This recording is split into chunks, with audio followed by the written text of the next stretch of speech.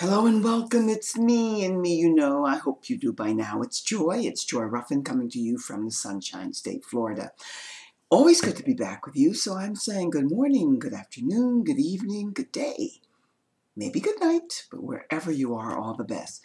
This week, it's going to be all about women. Women in different positions, women who have different style, looks, energy, blah, blah, blah. But it's all about women. And if I'm a little bit off kilter today, I had a dental appointment. You know what they can be like. It wasn't the best, but every now and then you do have to go and make sure that everything is in order. So I'll try and be on my P's and Q's and pronounce words so that they're clear and you understand them. But today let's talk about powerful women. Women in power. And why don't we have more of them? There are many, many reasons. All of you know them most likely. Very few have reached and cut through that glass ceiling. We all know and talk about the glass ceiling. But here's one of the things that I'd like to touch base with you very briefly about today, because again, it's always food for thought, and I'm hoping to stir your imagination and titillate the brain cells to get you thinking more about why we don't have.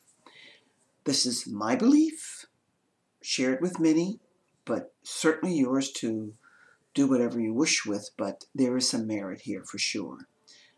Let me qualify what I'm about to say, that I am all for education.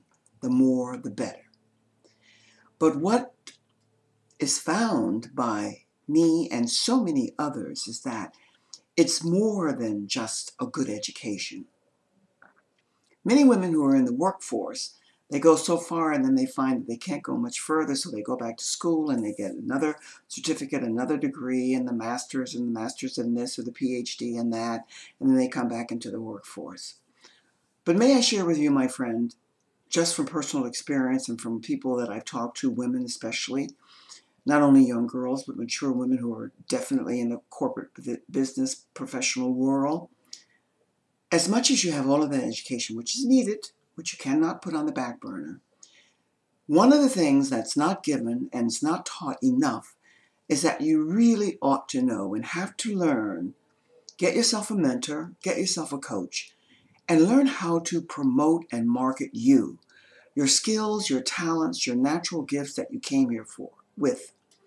If you're not familiar enough with them and you don't really know, even though you have your degrees and your certificates and your diplomas and so on, then find yourself someone who can see you from another perspective to help you to identify with your strengths, your weaknesses, and how to turn those weaknesses into strengths so that you can become one of the powerful women who is escalating and moving towards the top in whatever profession and whatever field you're in. It's really knowing how to market, promote, and sell yourself. As I said before, that word sales turns a lot of people off, so I prefer to use marketing and promoting. In point of fact, it's the same thing. But if that's something that you feel might be holding you back and you're missing something, and you know, truly, unless you have a great, great friend who's going to be straight and upfront with you, most people aren't going to tell you what's really lacking, what's missing.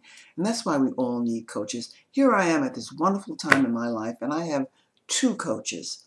And when one leaves, I'll get another, because coaches are good to be able to help you to see what you might know and surmise, but you haven't come really to terms with yet. So if you're about being a powerful and strong woman, then that's a consideration for you.